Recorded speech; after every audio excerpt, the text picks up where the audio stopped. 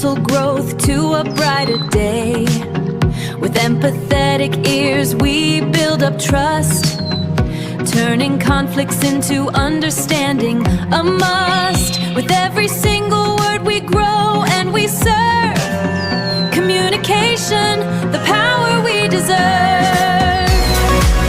ആശയവിനിമയത്തിൻ വാതിൽ തുറക്കാം, ആത്മസുരക്ഷയും സൗഹൃദവും നേടാം. വ്യക്തിഗത വളർച്ചയിൽ സ്നേഹം നിറയ്ക്കാം, സഹാനുഭൂതി